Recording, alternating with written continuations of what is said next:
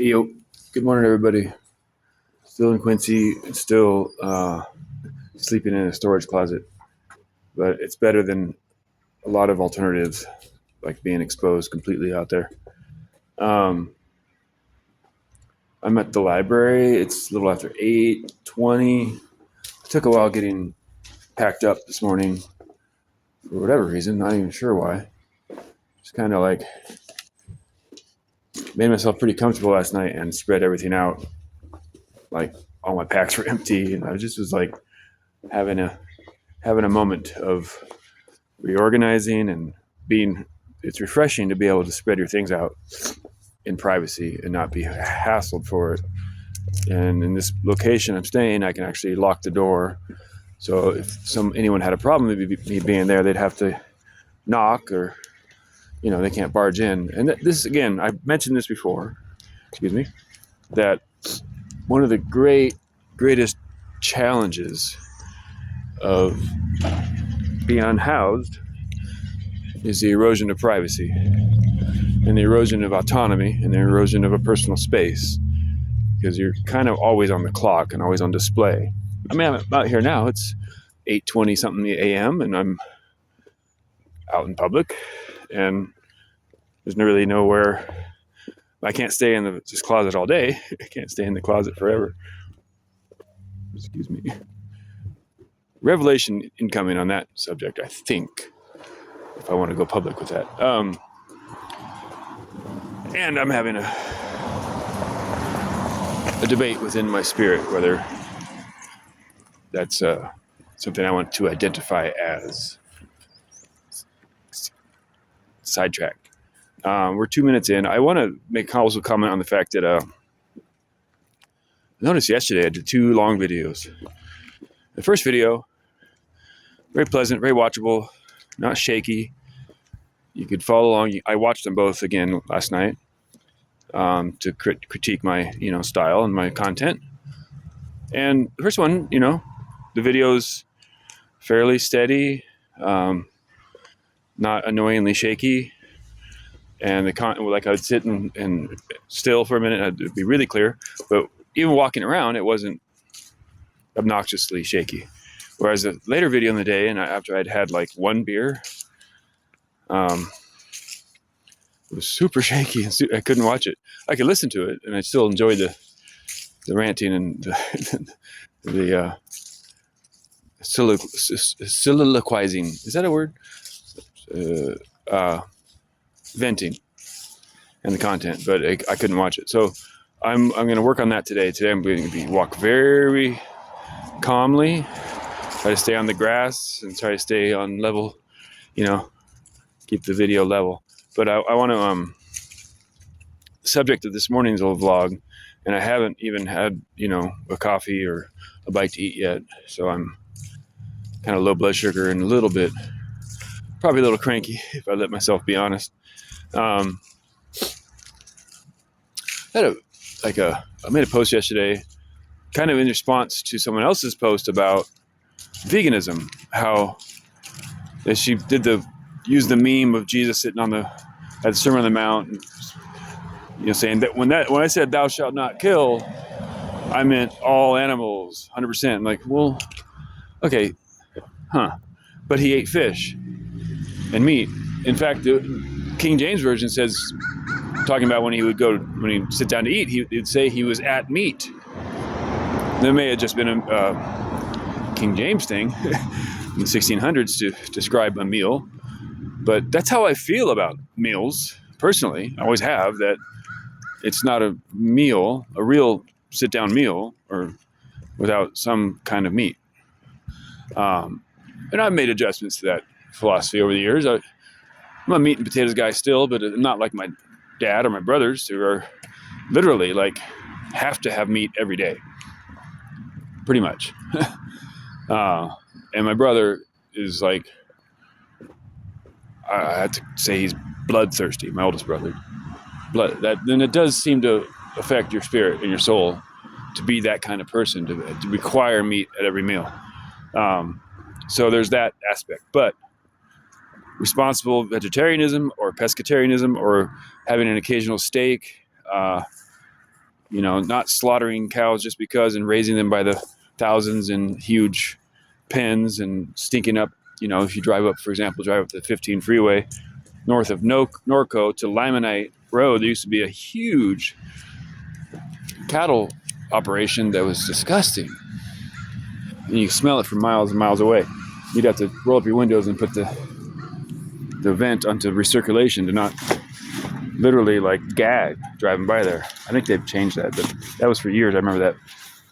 So that's not right. And factory farming, industrial farming is disgusting. Understood. On board with that. So I worked on a farm in Idaho where we raised Wagyu beef, pigs, and laying hens, chicken for eggs. It was a nonprofit, and all the food was donated. It was organic and nonprofit. And I'm the one that fed the pigs. I'm the one that fed the cows. I'm the one that gave them clean straw. I'm the one that made sure they were safe and their pins were complete and they couldn't get out. And I'm the one that, took care of them up until they were taken to the butcher. Very specifically, like one of the sows, Popcorn, 450-pound sow, refused to be inseminated. It just doesn't seem, no matter where I sit in this town, it's just someone comes along with a diesel truck to annoy me. All right. One of the things we don't really consider, we talk about pollution and the damage to the environment. We don't talk about the mental environment and the pollution to the calm, serene vibe that I was enjoying there. How long is he going to idle? How long? Let's see. He's already parked. Let's see what happens. I'm 7 minutes in. Okay. I mean, whatever. It's life. But I was making a point about working on the farm. So Popcorn wouldn't refuse to be inseminated. Kicked at Wade. Wade's a big guy, and he gave it his best effort to breed Popcorn because she was a great sow and very healthy and a lot of meat. He wanted more like that. It's an industry. It is a business, although it was nonprofit. But she kicked at him and wouldn't allow. Come on, dude. Is that necessary? All right. Thank you. Very nice. So Popcorn went to the butcher, and I had some bacon from Popcorn. It's an interesting experience. It's very different. I'm 50 years old, and I really put that together, and I confess that is wrong to be a meat eater and not to get my own meat. But in this case, I had taken care of Popcorn for 6 months, and when I ate the bacon, I was like, okay, it's very personal, and it was a spiritual experience for me. The appreciation was immense, and the gratitude, and like the mental.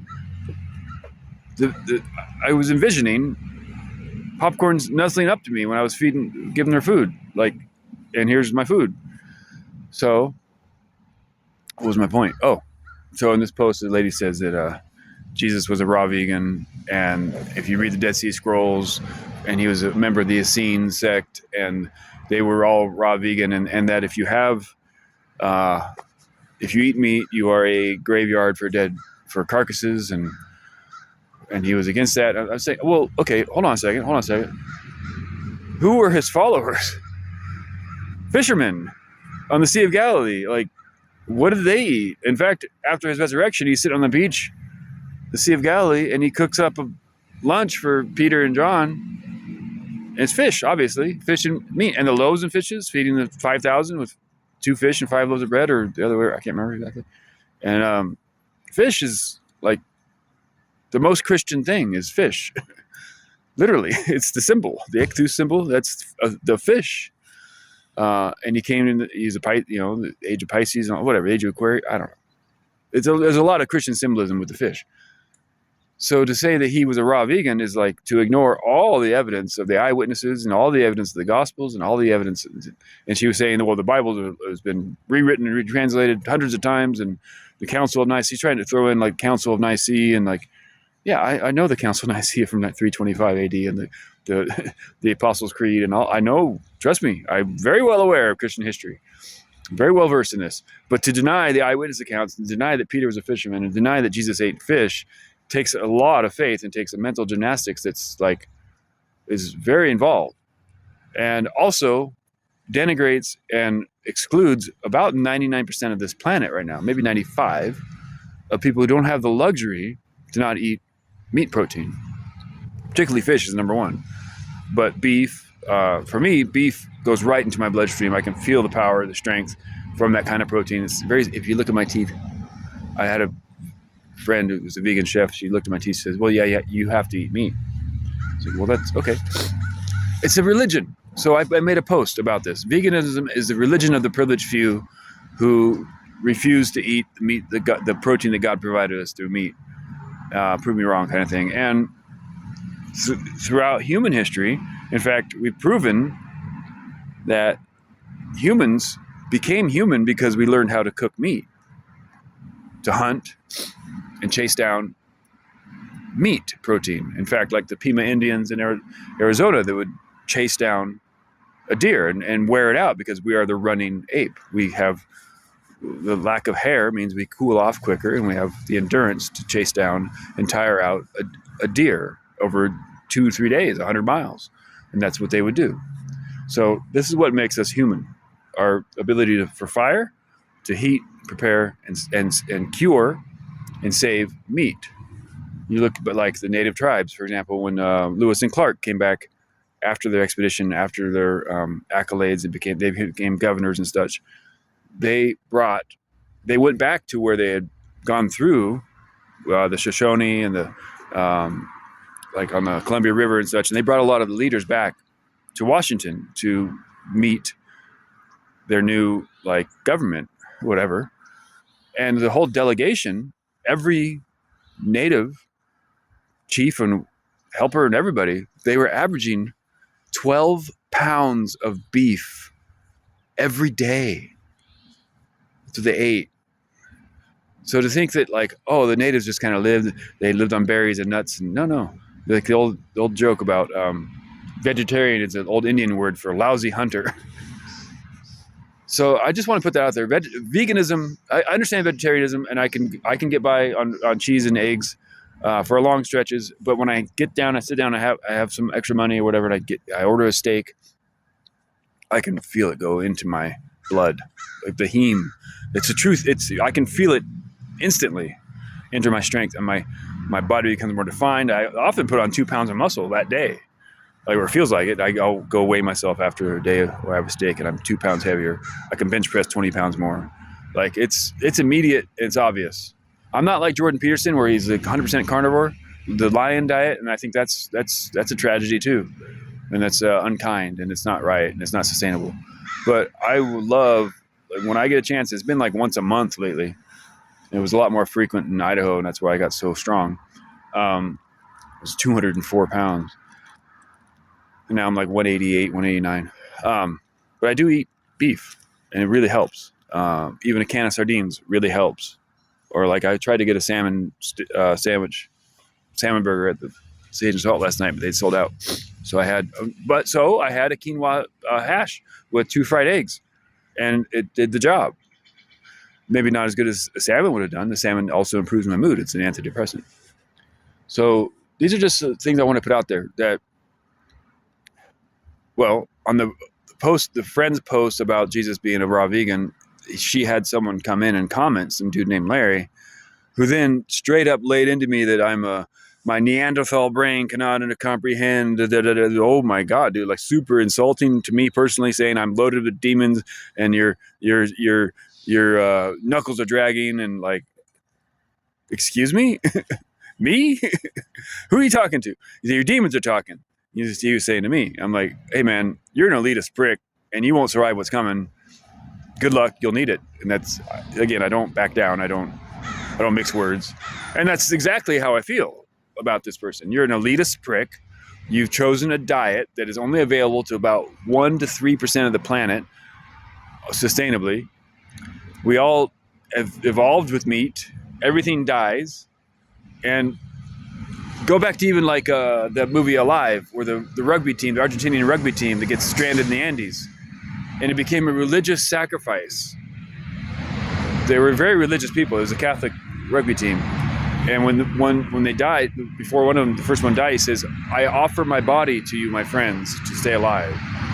So this is there's a deep spiritual like truth here that like when I was eating popcorn, not popcorn at a movie, popcorn the sow that we butchered and carved into steaks and bacon, she tasted good. I was very appreciative. But popcorn, I mean, there's some debate about whether that was right or not, but it's Wade's business. And, here's the thing. Some of you are going to hate me for this. Like, yeah, we own animals. They're not people. Like, we are like this. Humanity is unique. Being human is unique. We respect all life. We treat life with respect and kindness. We take care of the critters. We feed them while they're alive. We give them a pleasant life. We give them a quick and hopefully painless death, thanks to Temple Grandin, for example. But, and this is where this is going, if you can't eat meat, if you refuse to eat meat, you'll be the meat in the future, because shit's going down. You look at Cormac McCarthy, The Road, the movie with Viggo Mortensen in the book, that like there'll be roving bands of cannibals hunting you in the tribulation. That's real. And that's coming. And you don't have a chance. So I just want to put that out there. This is the morning vlog. 17 minutes in. That's probably enough. I'm pretty hungry. I was going to go cut some firewood today. I met a lady at Subway. She's very kind. Hooked me up with a big sandwich. She packed a sandwich full and said, "Go ahead and take a drink and a bag of chips on the house, because you're living outside. I know what it's like." And she offered me some work, splitting firewood. And her and her husband have a bunch of firewood that they can't split. They don't have a splitter, and they're a little bit older. And I'm like, okay, that's what I do. I would love to. I thought that she was in town, and I called the number yesterday, and I got a hold of her husband. They live outside, like 40 miles away, outside of Portola, on Highway 70 towards Reno, about halfway to Reno. And I'm like, I only have a bike. I'm not going to ride to Portola to go split wood. It would take all day, one way. That takes a lot of energy to ride 37 miles. In this weather, it's 37 degrees, by the way. And I'm not outfitted for that. So there is a bus that goes to Portola, but we got rain coming. It's just it would take all day. I can't guarantee I can get back to town. I got to find out what happened to my car. So I'm going to put that off for a day and go tomorrow. It'll be a little warmer and it's going to be dry. So that's not a problem. It's just I could delay that a little bit. I got to figure out what they did with my car. And I'll make a post about that too. I have to figure out what they did with my car. It's now Wednesday and they took it last Thursday, and I'm sure the bill is outrageous. I did go to DMV and ask them, like, what's the protocol? They said, well, you have to prove that the car is currently registered somewhere. Well, okay, it just expired in Idaho. So I have to get a hold of Idaho DMV. This is another subject. I'll do another video about this. I want to talk about y'all's addiction, Babylon's addiction to time, which doesn't really exist. It's a construct. Like your addiction to like the clock ticked and the tags expired and therefore you are now a criminal. And it's like, oh my God, you people, it's an addiction. It's an addiction. And I'm the intervention. It's disgusting. It really is disgusting. Your addiction to this. Yeah, you can't just, I don't know. I don't know what the balance point is, because California's gone way too far. Other states are a little more reasonable. Idaho, you register your car for 2 years at a time.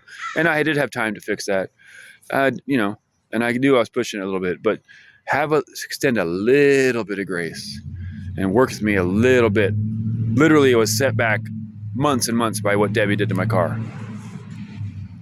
For me to come up on an extra $529 for tires, plus whatever the windshield was or is going to be, that's really not easy. It would be easy if I surrendered and bent the knee to Babylon and took a job. Again, I got questioned this morning by an old friend, Todd, who says, get a job and you'll understand. Job. Poets, priests, and politicians have words to thank for their transmission, words that beg for your submission, and no one's jamming their transmission. This is my job.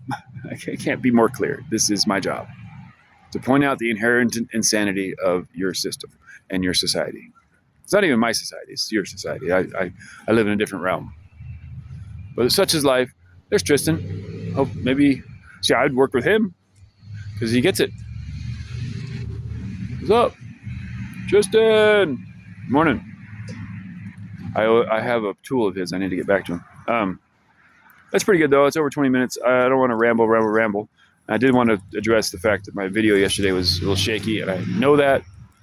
And I also rambled around for half an hour and didn't actually get to the subject I was talking about, which is fine. I have a lot to say, and I'm doing these in lieu of writing an autobiography, because this is for posterity. If something happens to me, and which it's not going to, because if they could kill me, they already would have.